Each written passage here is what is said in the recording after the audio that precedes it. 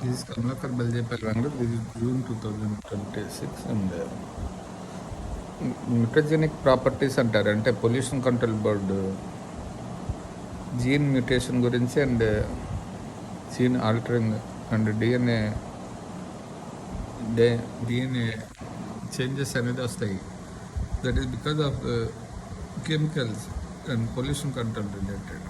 ఇది ఒక layer of atmospheric లేయర్లో ఒక ఎన్విరాన్మెంట్ ఒక hazardous or any other chemicals మనం కంబక్షన్ ఆర్ దట్ లీకేజ్ అయినప్పుడు ఆ ఏరియాలో ఉన్న air contamination and environment contamination much related to that.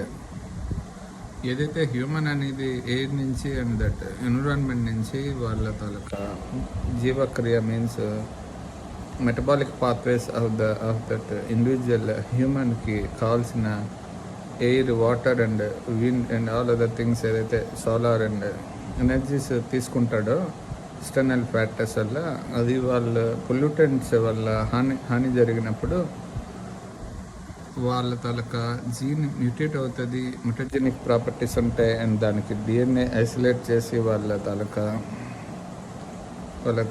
Status ఏంటి, ఫ్యూచర్ లైఫ్ ఏంటి అనేది, అలానే వాళ్ళ ఇమ్యూన్ కంప్రెస్ అవుతుంది. దానివల్ల ఇన్ఫెక్షన్స్ అనేవి వస్తాయి. ఆ స్పెసిఫిక్ జోన్లో ఏదైతే స్ప్రెడ్ అయ్యాయో ఆ ఏరియా అని తీసుకుంటారు.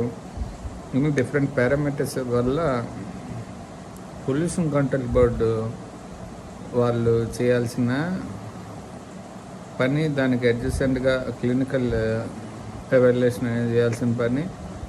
సో ఏదైతే ఒక స్పెసిఫిక్ కంపెనీస్ రన్ చేస్తారో రియాక్షన్స్ అది బాడీ మీద ఏ విధమైన చేంజెస్ తీసుకొస్తాయి, ఫ్యూచర్ ఎలా ఉంటుంది, ఈ ఆక్సిడేటివ్ స్ట్రెస్ అనేది ఉంటుంది, గాలిలో ఉన్న ఆక్సిజన్ రియాక్షన్స్ రన్ చేస్తుంది and also that other gases ఉంటాయి. వీటన్నిటి గురించి కంపారిటివ్ స్టడీ అనేది చేస్తారు. రెండోది ఫైనల్గా ఎవాల్యుయేట్ చేస్తారు, ఏ విధంగా మనిషి అండ్ ఆల్సో దట్ ఎన్విరాన్మెంట్లో చేంజెస్ వచ్చాయనేది క్యాప్చర్ చేస్తారు. చేసి future of that affected population ఏంటి and the present status of that victims ఏంటి, ఆ ఏరియాలో ఉన్న పీపుల్ అనేది కూడా ఎవాల్యుయేషన్ ఉంటుంది. ఒకసారి జెనెటికల్ చేంజెస్ అని వచ్చినాక వాళ్ళు ఫ్యూచర్ జనరేషన్స్ మీద ఏ విధమైన ఇంపాక్ట్ ఉంటుందని అసెస్మెంట్ కూడా చేయాల్సి ఉంటుంది. ఇదంతా ఎందుకు చెప్తున్నానంటే ఎవ్రీ స్పెసిఫిక్ టైం జోన్లో కూడా వాళ్ళ environment in which they are living అన్న దాన్ని